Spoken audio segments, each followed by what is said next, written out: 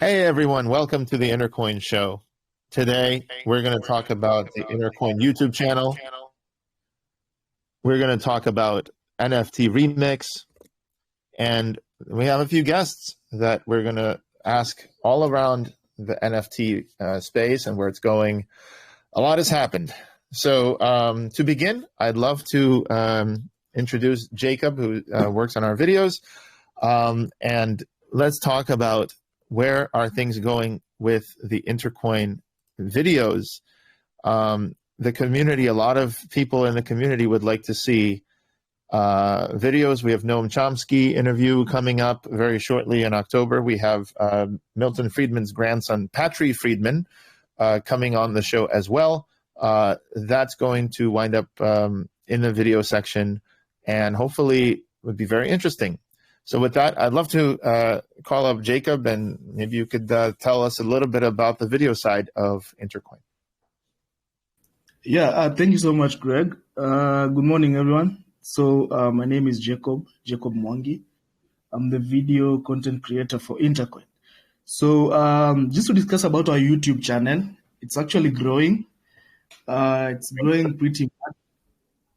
If you have not been to the YouTube channel, I think you should visit, because at last week we were at around 600 subscribers. Now we are 698 subscribers, growing a lot within a week. So we have a lot of content on our YouTube channel. So if you go there, you can look at our videos, the interviews we've done, the people we've interviewed, the type of topics we've tackled. And we're continuing to grow and continue to record more shows, continue to record more interviews and all that. So in the coming weeks, we are going to have lessons. If I'm not wrong, Greg, we're going to have lessons for the blockchain. So they'll also be included in the YouTube channel. So I think for now, you can just peruse through it, see what you're talking about, see the different type of videos we've done, share it with people. And yes, so there's a lot of videos coming up. We update it each and every week with new content. Actually, each and every day there's new content that goes both on our Intercoin channel and also on our qbix channel, the mother channel. So there's a lot of content going on. So I think just pay a visit there. If you're not subscribed, please subscribe to our YouTube channel. Yeah, I think that's it. And I'm happy about today. I'm happy about today's topic because I've really been researching about video NFTs. So I'm happy to hear about maybe the copyright, something about the video NFTs. Yeah, thank you so much. Thanks, Jacob. Yeah, this is exciting. I mean, we're creating content on the internet, and we're going to talk about today NFTs and scarcity and laws, and how can you make sure that you can make money with your NFTs while at the same time making sure that the public is able to have access to the stuff that they would like. In other words, balancing the interest of the content creator and the interest of the public. Okay, as a content consumer. So basically, look at what we're doing here on the show. We have a live show. You can come and participate. You can ask questions. If you do, you could wind up on the show. And we do this for other people. For example, Free Talk Live is a libertarian talk show that I used to call in for many years, and eventually they paid us to build a site for them. This site allows people to call into the show during the show, during live show. It allows people later to make clips.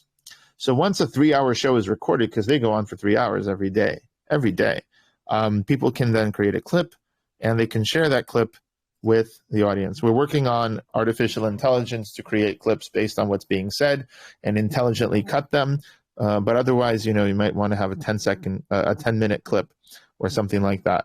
And of course, anything you share, let's say on Facebook or Twitter, goes and tracks who clicked on it. And if that winds up inviting more people, then you get some credits right here. You get your credits, and that's the internal currency of your site and your channel.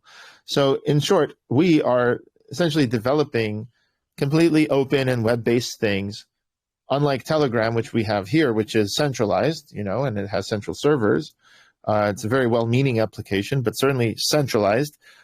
We create things that you could host anywhere you like. We unbundle the functionality from the infrastructure. So you could decide to share it. And if you're in a country that's repressive, you can go ahead and try to host on your local computer and have a social network there. If you just want a global presence, you could have that. And no one can really deplatform you because you can host wherever you want. Of course, Facebook and other social networks where you share the information, have a little preview of what you share. So if I go ahead and post this to Facebook, you could see that this clip, 0 minutes to 10 minutes, and they're talking about, Snowden in this case. So when people go to Facebook and they go ahead and decide to click on it, if you brought a new person to the community, then you get rewarded. So it combines community, it combines video, it combines live streaming, and NFTs. So here you go. Here's a thing. Here's a clip, right? Now notice that you want as many people as possible to watch this clip. You don't necessarily want to impose scarcity on this clip. On the other hand, if you have a painting, then you want the original painting, perhaps, to be scarce, right? The original Picasso, the original, Michelangelo David sculpture, and so on. The Mona Lisa.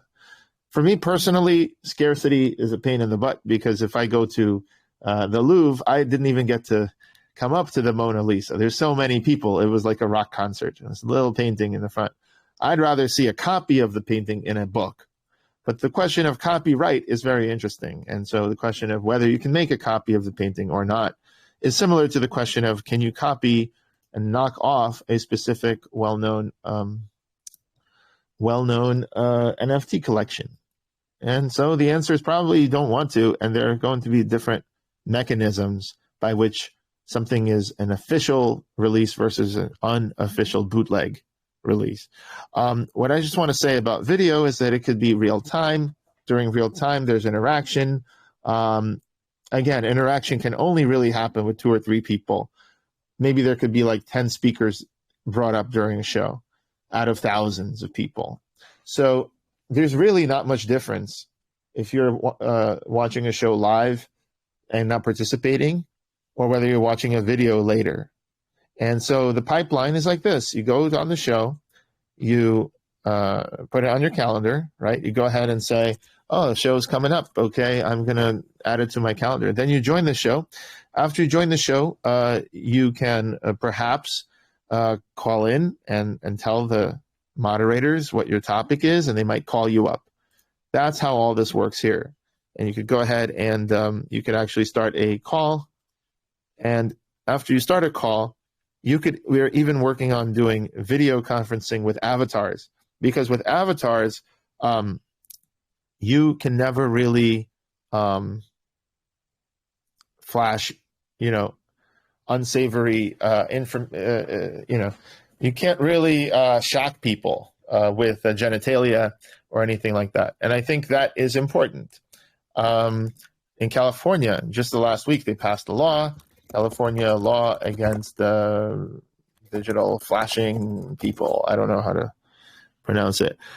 So, Californians who find themselves victims of cyber flashing can now sue under a new law signed by Governor Gavin Newsom. This law aims to punish and deter those who send unsolicited sexually explicit messages via text, email, or other electronic means. This was actually spearheaded by Bumble, a dating site. Essentially, dating sites have this problem. And of course, real time, you don't have time to filter out certain things from a show. So it's very cool if you're able to have avatars like this one in order to make sure that there's no way to create these problems in the first place. So we're working with metaverse avatars, and we'll talk about that some other time. Anyway, once you move away from the real time, then you move into the recorded video section. And that's where Jacob comes in, and that's where we go ahead and remix and extract certain things. So we can, for example, have these quotes from famous people are on this show. Jacob, did we put them up yet? Did we put up the videos of quotes? In the qbix channel. Let me share the link. Oh, okay. So just to give you an example, when you want to have some highlights of people, we're starting to call them quotes. We're starting to call them highlights, not quotes. So in other words, you want to show highlights, right? People don't want to watch like 3-hour shows. There's a ton of video content. So what we do is we essentially show highlights. Here's highlights from that we released in September. And this is from qbix, a sister company that essentially builds social applications. Over there on the qbix channel, we interview people too. Here you go.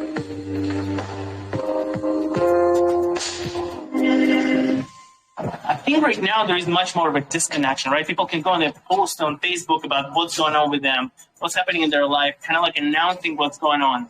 But it's really not fostering the unity really so much, right? People can send each other emails.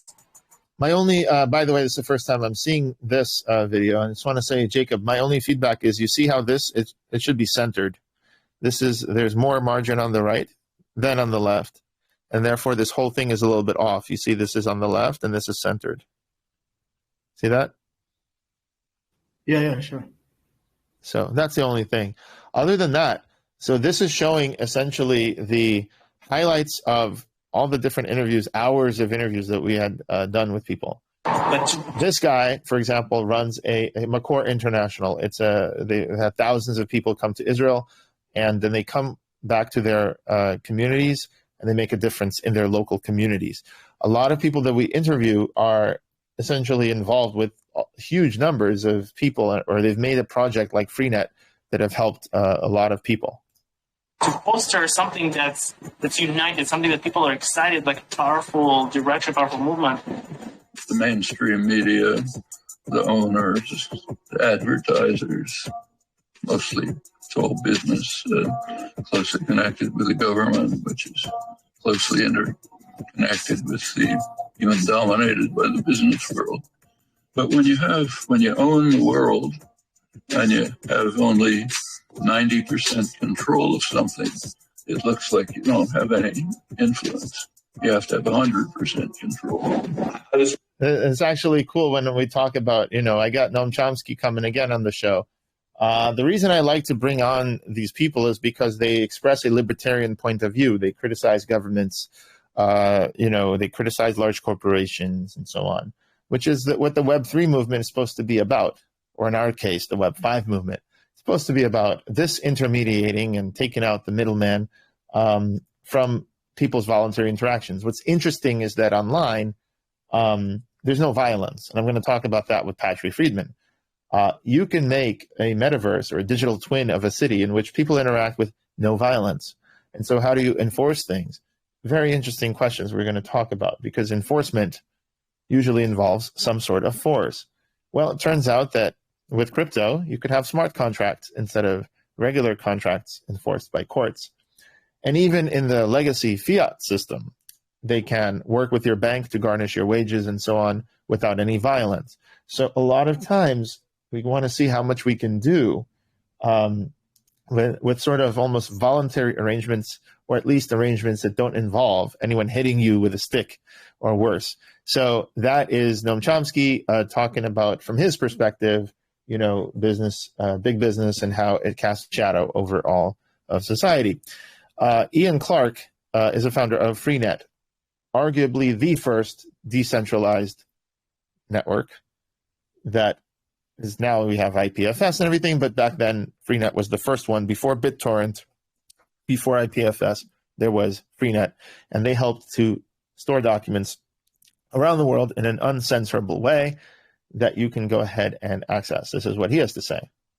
It's really interested in two kind of different things. One of which was kind of more philosophical, was the question of freedom of speech on the internet. I was at university in the mid to late 90s, and during that time when people talked about the internet, they would say things like, oh, it roots around censorship. And there was this idea that it was this bastion of free speech. And as I was studying computer science and learning about how the internet technology worked, it became fairly obvious to me that in many ways it was almost the opposite. The internet had the potential to be the most easily monitored and censored communication medium yet invented. And we see this also in Web3, where you have an indelible record of everyone who's ever sent anyone money on the blockchain. And we won't get into scalability today. We won't talk about how only a few transactions in the world can go through this network, the blockchain. But the point is that if they do go through a blockchain, there's enough, and there's only a few transactions. And if you decide to commit your transaction to that database, it's there forever. A lot of people will store it because they don't have to store thousands, trillions of transactions. They only have to store 10 transactions per second on the Bitcoin network. It's very manageable. And that record, when you get de-anonymized, and it's almost always a question of when and not if, if, let's say you do get de-anonymized, then your entire record of everything you've ever done from that address is then exposed. So again, that may be a good thing. Governments may want to follow the money for terrorism, anti-terrorist activity. They want to crack down on money laundering. They even want to crack down on things like avoiding capital controls, something they used to do in casinos in Macau. But again, these are the interests of the public versus the interests of the government. Notice they're not necessarily the same thing. State government, and versus the interests of corporations, and versus the interests of the content creators. All of these are different. The content creator is different than the, Billy Joel is different than Columbia Records, right? And the government is different than Columbia Records. The state is different. And the people consuming are different. And everyone is affected in their own ways. So it's very interesting to see how technology can help create certain frameworks that didn't exist or that people had to do manually. But the same issues that he's talking about currently exist in Web3. Technology is used all over the place, and we see kind of leaks all the way, including in government, including in enterprise. In fact, we saw a leak of voter databases. In the United States a few years ago, they voted, the entire database was put on Amazon. Somehow all that information was in one place. And so we know what affiliation people had, Democrats, Republican, or whatever they did. When you put all information in one place, it becomes a big honeypot. The bigger the honeypot is, the more incentive you have to get that data, right? And that's what advertisers do. Now, sometimes you get even more incentive if you can change that data, if you can hack and do a double spend attack or 51% attack. What's interesting in blockchains, I think the 51% attack is overhyped, right? Because you can only maintain that 51% for a while, and maybe like a couple hours at most. It's exponentially harder to maintain it. And during this time, you can only do some limited amount of damage because people just won't accept the transactions during that time. So actually, the blockchain is pretty secure. It's not the problem, isn't the security of blockchains, as long as it has a lot of independent node securing it. The real problem is it doesn't scale. So it's not even adopted by most people. And other problems include privacy and throughput. So those are actually why blockchains haven't caught on. But in fact, security is relatively good. However, that's for writing data, okay? For reading data, everyone can read it. Everyone can see it. So there's not even a question of security. It's just public, right? When you have a voting and you have other things, you might not want to have everything just out there public, that you can just see what everyone did. Started to think about how would you build a system that was based on these emergent principles that would sit as a layer on top of the internet, allowing people to both publish and consume information without fear of censorship. And that was kind of the genesis of it. The qbix came and they put that app together to build it for us. It just blew me away. And I didn't really know what to expect, but when you deployed the app and you showed me all the features and the functionality, I knew this was going to be great. So I really thank you for So I would say, by the way, Jacob, we're going to work offline to re-release the video a little bit because the captions don't match totally.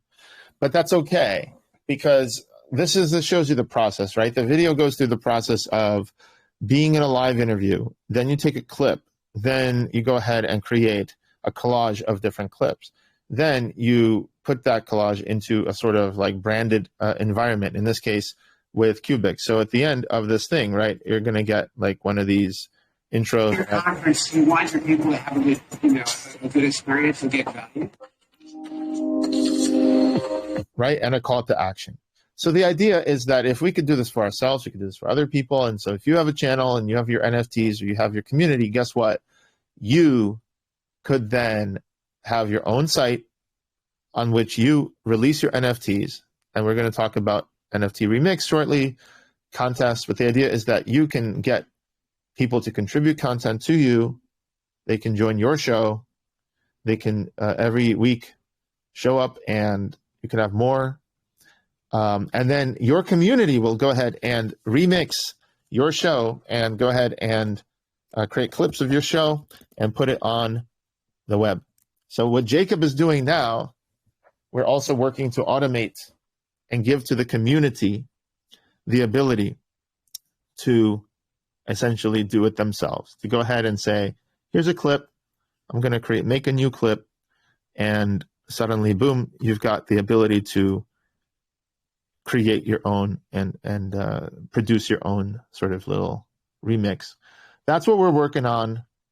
And once the community can do it, then Jacob, you're going to just like show people and educate them of how they can create stuff. But for the moment, Jacob is our editor.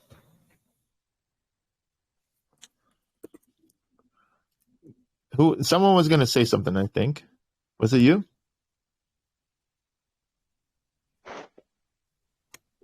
Probably it was me. I can see that we have already on a call. Oh, he just left. Sorry, connection, probably. Mike. No problem. So let's just. So I wanted to kind of get Jacob your perspective on what do you think about the pipeline, right? We go ahead and we have these interviews, then we put them into what is essentially something you could share on Facebook that brings people back to the site, right? In this case, like Intercoin community app. And all of it results in people engaging with each other as well as with the content and essentially having their own communication. And like I said before, that communication includes things like calling each other on the, calling each other and communicating with each other rather than just listening to the to just the show. Suddenly it becomes a community where right now you're not authorized to start a conversation, right, or call into the show. But in the future, once we open it up, you'll be able to call into the show, right? So that's kind of the idea. And yeah, just wanted to get everyone's opinion on it, and let's kickstart the group show.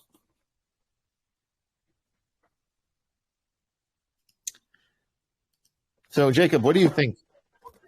Let's start with you.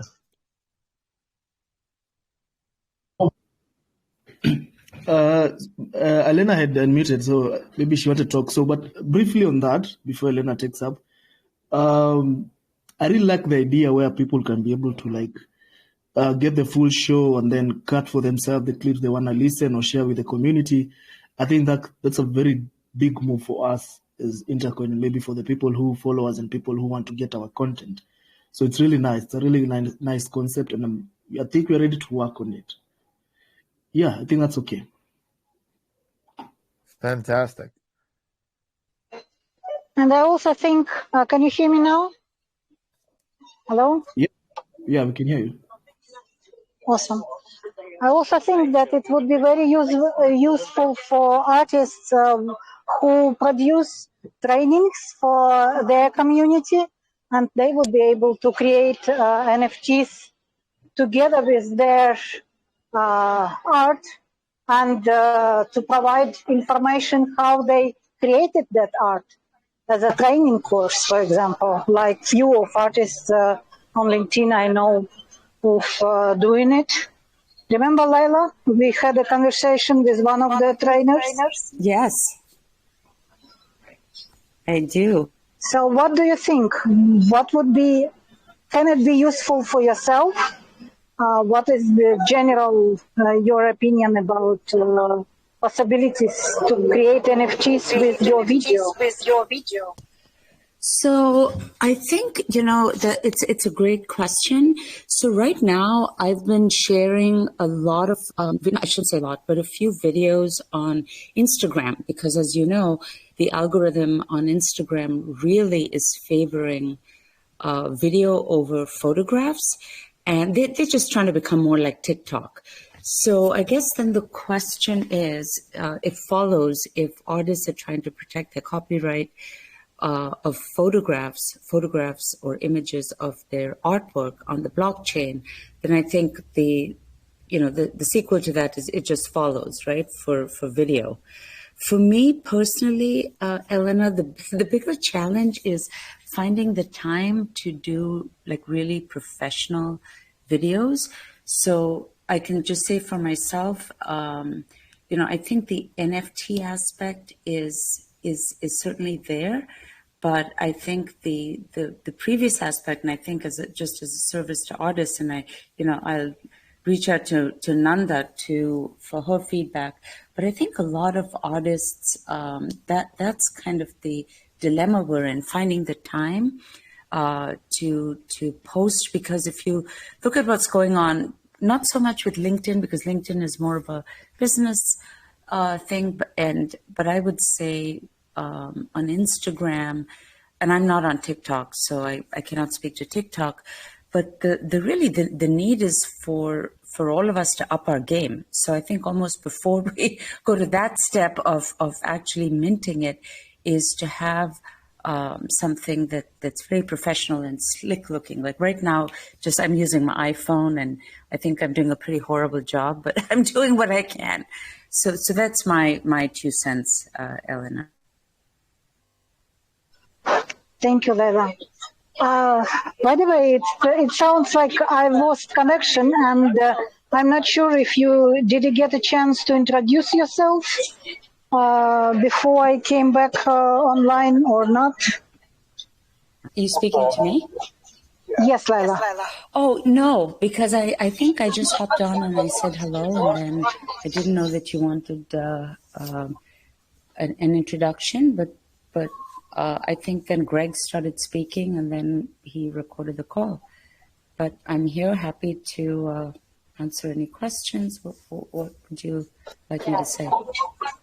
Okay, maybe please introduce yourself. Tell us about your achievement for the last year that you've been in our show. And for people who never heard about you yet, maybe you can tell a little bit about your art and how you become an artist in New York after your banking job. Yeah. Okay, thank you. Please. So for those of you who don't know me, yes, let me back up. My name's Laila Pinto, and I started my career actually not as an artist, but I started working on Wall Street. And when the financial crisis happened, I happened to just, I had a little bit of time because, in 2009, the market slowed. And then I took painting classes. And what started as something very casual became, over time, it just became an obsession, a passion, and then an obsession.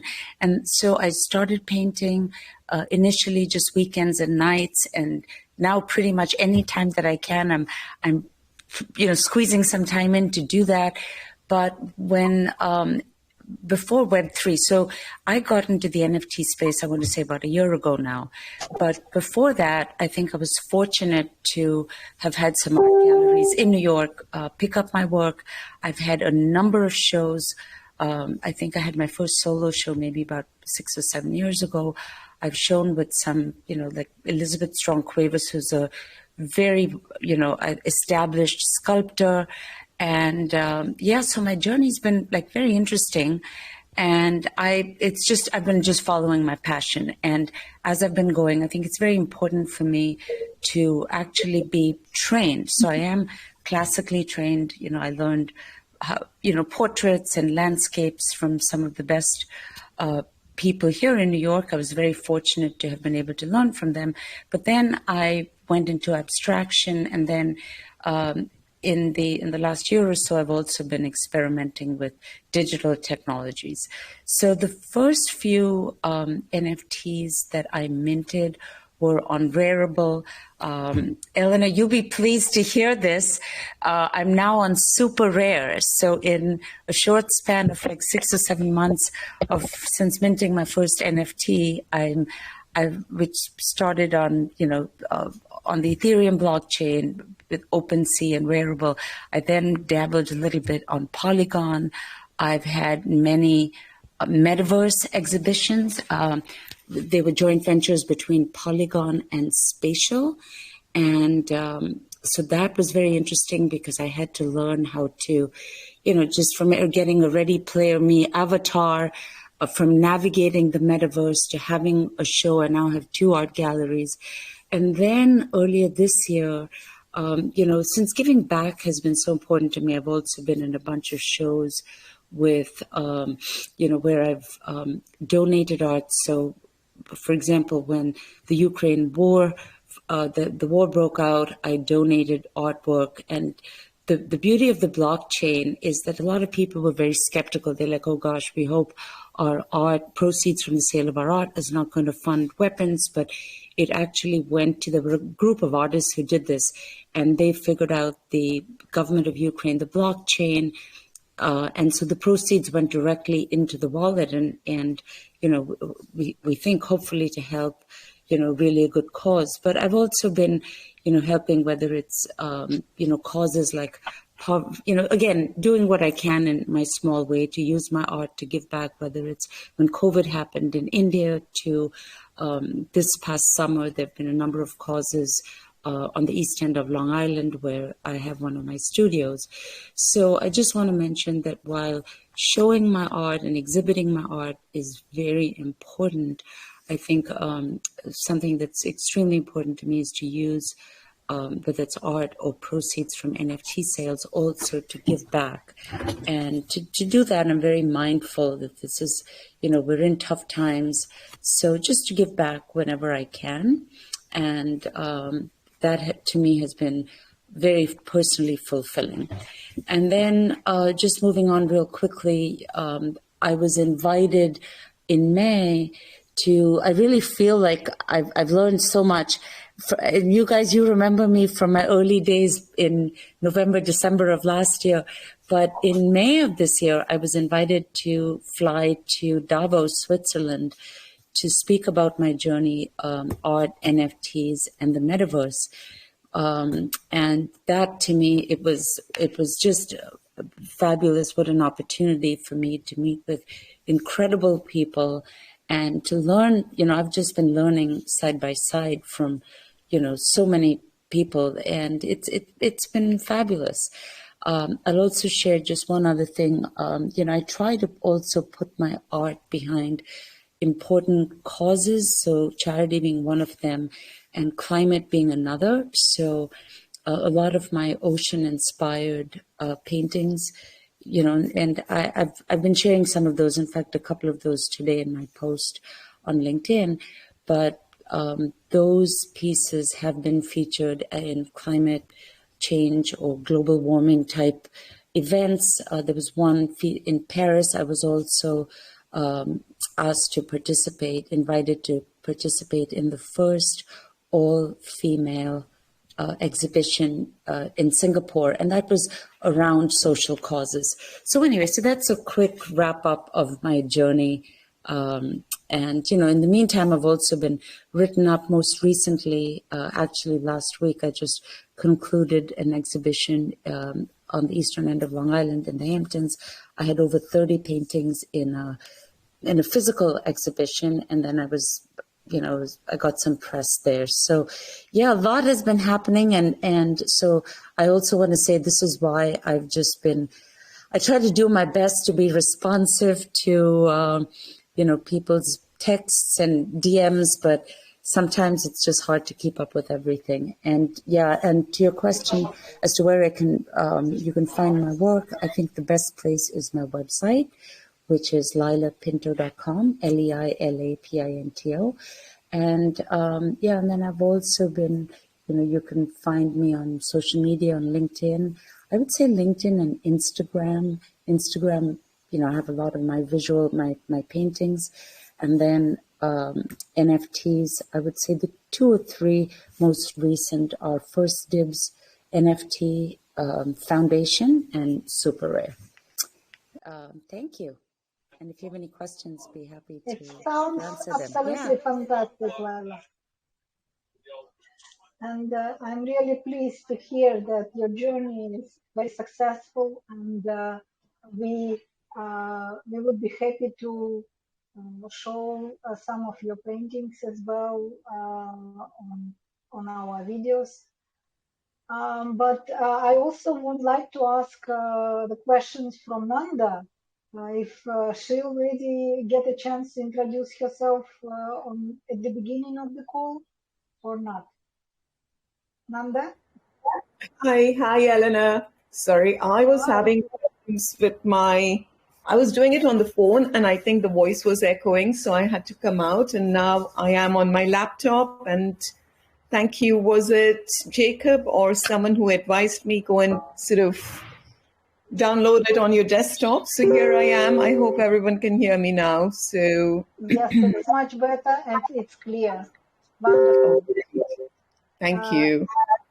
Well, Nanda, please introduce yourself. Tell us a little bit more about your art and how you became an artist and what is your achievements for the last half a year. I know that you've been very busy, and I would like you to share with the community your achievements and how Intercoin can help them. Thank you, Elena. Hello, everyone. Hello, Leila. Hello, Jacob. Hello, Jeremiah, Mike, Jennifer, and Jairo. So nice to have all of you here and to be able to speak about my works. So my name is Nanda Chiara. I'm a contemporary fine art artist, and I've been working in the industry for 15 to 17 years now. I was born and brought up in one part of the world, raised up in another part, and I've just kept on moving. So I've lived in 4 continents: South Asia, Asia, Middle East, Far East, and now in Europe. So very much based out of London now. That's a brief about me. I work in contemporary abstract art, and my signature is the oversized canvases that I do. So my canvases go up to 8 feet by 8 feet, 10 feet by 3 feet, and so on. And I capture transitions and change. So if there is an emotional change, I'll try and capture that onto my canvas.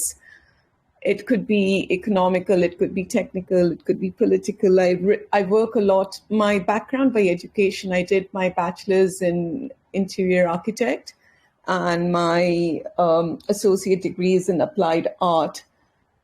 I went on to work in the financial markets for a bit because I did a master's as well. Being Indian, of course, we always have to have a master's. So that's what I did. And then I moved into fine art 15 years ago. My works have been exhibited at the London Art Biennale and the Florence Art Biennale. So believe it or not, I am going to be exhibiting in Kuwait. I'm so excited because that is where I was born and brought up, and I lived there till I was 19 before I moved out to study in UK. So I'm going to be going back, hopefully. I'm trying to go back. I don't know if time will permit and so on, but I would love to go back. I've been invited to speak over there at the exhibition and to, sort of talk about my art, fine art, as well as my digital sort of art. I moved into I'm a writer, a speaker, and a storyteller. So that's part of me, including the art. I used to write for a magazine in India called G2 magazine when I moved there 6 years or 8 years ago. I lived in India for the first time, which was excellent. Though I'm Indian origin, I've never lived in India. So I really, really loved it. And so I was writing for this magazine called G2, and they asked me to cover the London art market and the London art mojo. And whilst I was researching, I came up and I told my editors the big move is towards crypto art. And this was in 2017. And my editors and publishers were like, oh my God, what are you talking about? This is black market. this is money that you shouldn't be talking about, and so on. So they basically, I wrote about the Sotheby's, I wrote about Christie's, the London Art Market, all the major galleries in Mayfair. But on the crypto art, which I told them at that time, it was called Ethereum Classic then. I said the currency for future art will be Bitcoin, Ethereum Classic. And what else was it? Litecoin, Dogecoin, and they were all laughing at me. And they said, no. But they gave me 4 lines in the article, which was fine. So that was my first exposure. I started again in 2019, 2020 to exhibit, not to exhibit, but to come back into the NFT market. And since then, I've launched one series, A Beautiful Mind. And I'm about to launch another series, which is about sustainable art, sustainable carbon offset, and proof of impact. So that's what I'm working on. I have an art of giving, which I'm really passionate about.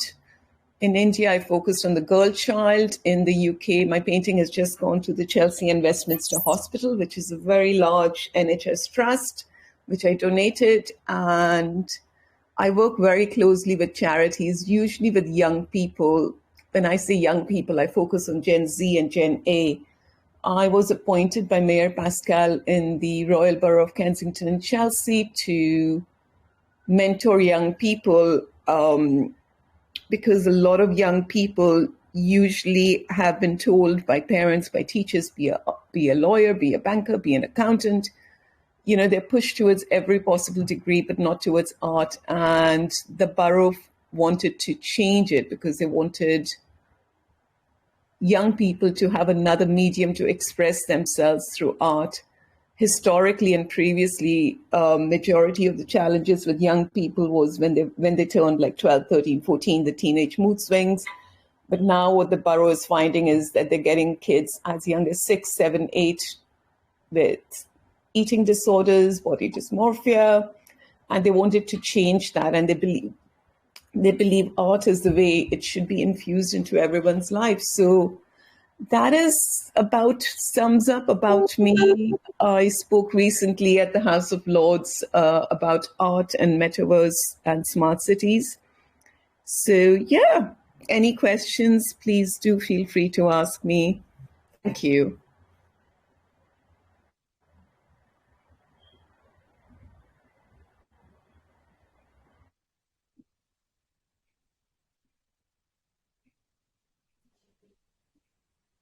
Hello? Hello? Can you hear me? Yes, I can, Alex. Connection. I'm so sorry. Apologies for this. It's a wonderful journey. Thank you very much. My first question, most important question would be how Intercoin can help you with your journey, with your NFT journey, whether you want to collaborate with someone, and how NFT Remix can potentially help you to proceed with your NFTs. Have you thought about it? I am a fine art artist, a traditional artist by background. So what I'm finding is I am not a trader, and I find that a lot of NFTs have a trading element, which I really struggle with, like the secondary market, and to sort of a lot of artists who I know out there are just dropping 3 NFTs and then sort of trading on the secondary market. And that is the bit that I don't like about NFTs. But what I do love about NFTs and Web3 technology is the way it is permanently listed on the blockchain, the way your art is listed and it is there permanently. So if I were working in that, what I intend to do is do a combination of the two, where I would do the physical art and the digital art. I am not going to do it just by doing just the NFTs. It is just not working completely for me. I don't want to do it, I think, or something. I don't know, but that is my big challenge. Also, my works are currently with banks, with the top legal firms and so on in the City of London. I did a presentation with them 2 weeks ago, and they bought like amazing collection of art from everyone, including me. So I'm really proud to be part of the collection in this bank, in the city, in, you know, very prestigious environment. But they were not welcoming to listen to NFTs at all. It is still a traditional environment. So I am stuck between Web 2 and Web 3. So I would say my future projects will be Web 3, Elena, definitely, but it will have a big Web 2 element attached to it. I am not going to do, because I've got 15 years of history, I cannot sort of throw that away, and especially given my client is very traditional. So that is the bit where I am at. I did approach some of my traditional clients and offered them NFTs, but they got so flustered and they got very confused and quite, defensive. You cannot convert my art into an NFT. And I'm like, can I make digital prints of it? Yeah. Digital prints you can make, but you cannot convert it into a JPEG like an NFT. So I have to respect the community which is there, but at the same time, my focus is on Web3. I am not going to completely give it up. I'm working around the issues to make it work together. I hope that makes sense to your question that you were asking. Yes, absolutely. So I think Greg heard your pain points, and I think next show we will, at some point in the next few months, we will create to answer these pain points, because we have a company who is still working in a Web2 environment. Greg is the CEO of qbix as well as CEO of Intercoin, and for that reason we can mix two worlds together and help clients from both sides. So today was a very short show for us.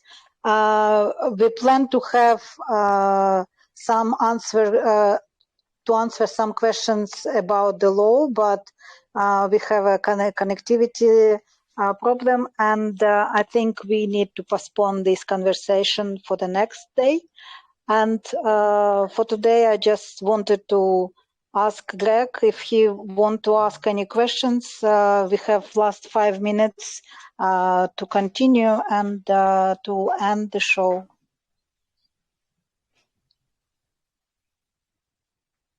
I also have a question when Greg is done, Elena. Yes, sure, Laila, please go ahead. Okay, so, a few months back, Greg had mentioned something about remixing. I haven't spoken to you in a while, but has there been any update on that? I think, the thought was to get together a bunch of artists, have us to do brush strokes on a big canvas and then kind of remix that and put that together. Did that concept move forward in any way? Because I thought that was very interesting. And whether we do that, in a physical world, I think it's going to be challenging, right? Given the physically where all the artists are based, but maybe in a digital world, is that still something that you all have been talking about in the interim? Yes, that's exactly what we've been talking about. And Greg planned to announce flexibility of our smart contracts for remixing. And I think we lost him as well, because he is not answering. We have some kind of weird connection issues today. And I think we need to postpone this conversation for the next show as well. Can you guys hear me? Are you able to hear me? Yes. Now we can hear you again. Yes. Okay. I think that remixing can also happen with video. Imagine having all of this video content, including what we're saying now. Somebody might come and remix by cutting certain videos, right? And creating a remix of videos, highlights. And that's the kind of thing people want to watch. They don't want to hear hours and hours of footage. The same thing for news. When you create news out of clips, right? The Associated Press has tons of clips, but people want to create news stories. And why should only again, the same issue comes up. Why do we only get the news from the top corporations like Fox News and CNN and the BBC, which is a publicly owned corporation? But I think it would be useful for the public to build things bottom up. And so the idea of remixing can be that. The first version of NFT Remix, though, would be more about the big brands like Disney, whatever, taking their characters and licensing them out for a contest, allowing the first generation of remixed content to be produced by artists. So if you have a project and you happen to be an artist, but many people, they need artists. They need different ideas for how to remix these characters and have crossovers or whatever. So whatever form it takes, it's about technology empowering people to self-organize and to produce content collaboratively from the bottom up rather than the way it's currently done, which is a top-down approach with a corporation pays all of the people that work for Disney or whatever to create content. This opens it up to the bottom-up approach, essentially. So I have an idea. This is Mike Bennett. I actually used to be a cartoonist years ago, so it's interesting hearing all these experiences. Haven't done that for a long time. I do ontologies, which is a formal logic-based representation of the meanings of things. Could there be an opportunity to use NFTs to kind of create locked-in consensus graphs of the meanings of concepts for like standards and things? Something to think about. Exactly. I would say if you take out the need to restrict other people from copying, which is what copyright does, and if you instead focus on all the other aspects of benefiting the content creator, like, for example, when a scientist publishes a famous result, or when somebody publishes a famous book, a lot of times they become famous and then they get, on different, they give speeches and they get booked on different shows and events. So I think that if we go a step further and then have no superheroes, celebrities or anything, just have collaboratively edited content, then society could produce really cool alternatives to That'll work with semantics. Semantics is done as a graph, and so one can constantly extend the graph. Yeah, that could be done on the blockchain. What I like is to see if like the blockchain can track your reputation, right? If you created a lot of good content and people like your content and it's used in a lot of remixes, it's kind of like your scientific paper was cited by like these other 100 scientific papers. So in a way, it's kind of like what Google did with PageRank, Larry Page, which is they saw how websites hyperlink to other websites. So I would like to see that to happen on the blockchain, because I think that could be pretty cool, because then you could say, look, my content was used in Disney. My content was accepted here and there. And then you could build your resume out of provably used things. Like on the blockchain, you can actually prove that your content, that you control the private key, right? And you could sign a statement saying, that's me. I'm the artist whose like thing was used in this remix and that remix and became famous. That's what I think could be done with these graphs also. It could be interesting, no? Just my 2 cents. I want to hear what other people have to say. Go ahead, Mike, as well. That makes perfect sense. It's something I just thought of, so we should explore that. Yeah, thanks.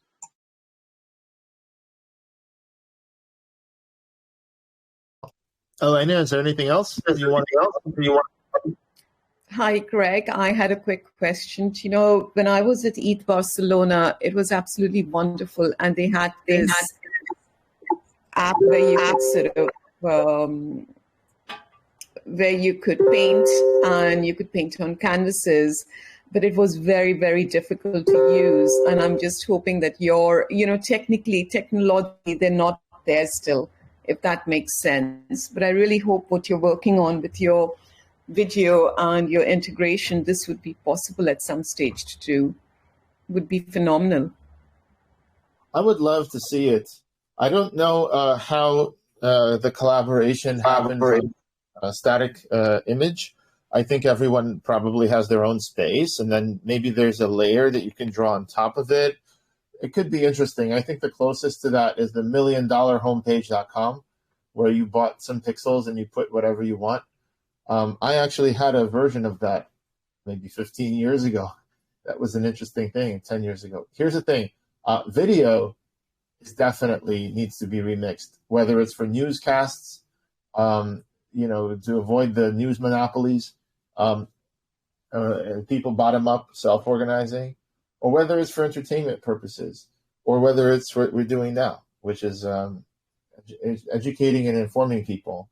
A lot of times, a lesson is just a remixing of, publicly available content on the internet. So I think that if we allow anyone to come and create a collaborative, collage, and then let people take a copy and change a little bit, just like with GitHub, then what you get is something called a DAG, a directed acyclic graph. It's kind of like a tree. And then you have ancestors and you have children. And so you could kind of trace the evolution of a specific animated short or a specific static image where, AI could do some things on it and then people could do some things on it. But at the end of the day, like, you could produce these cool, slick, high production value artifacts that eventually end up being shared around the internet, and you could track how they came to be, and like you could see exactly the evolution of them. That's what I see as NFT remix. And again, it could be a lot more interesting than current NFTs, because current NFT is just like 1.0. It's like, okay, somebody made it and that's it. And then somebody bought it. Whereas now, if you bought a Picasso, imagine if like you're able to collaborate on this Picasso and add or hire someone to add like a few extra things and then resell it with your additions, right? So you could see, okay, it was a Picasso, then this person added their own little twist to it. You could have a famous author of a novel, and you could also like change the story and have a fan fiction. That's how, like I said before, 50 Shades of Grey started as a fan fiction of Twilight. Same story, right? Girl falls in love with a vampire, girl falls in love with a billionaire, a reclusive one who goes against his family a little bit, and so on. So it's basically like, it wouldn't have existed if fan fiction was not allowed by copyright. So yeah, it's basically like remixing is a way to allow the people to have a voice and to build something that maybe the original author would not have done. Hey, Greg, I think you're right on point with that whole idea. It's kind of like being, I love to garden and plant. I'm also an artist, so I totally get it. I think that opening up the window, so to speak, to greater creativity, greater, exploration of ideas is only progress for, everyone involved in our world. If we don't do that, then we're limiting, our ability to be able to move forward. It's kind of like sometimes, the obsessiveness of patents and licenses and all that kind of stuff, they do bring about, limitations, although they do serve the specific user. But like I said, in my case, because I'm just really creative, I think borrowing, is very powerful. I mean, Picasso proved that, in the collection of work that he created. Leonardo da Vinci, you can look, down through the, the channel of time, forever and see, this borrowing of ideas and creating new ideas from it, and how that makes everything spread bigger and differently.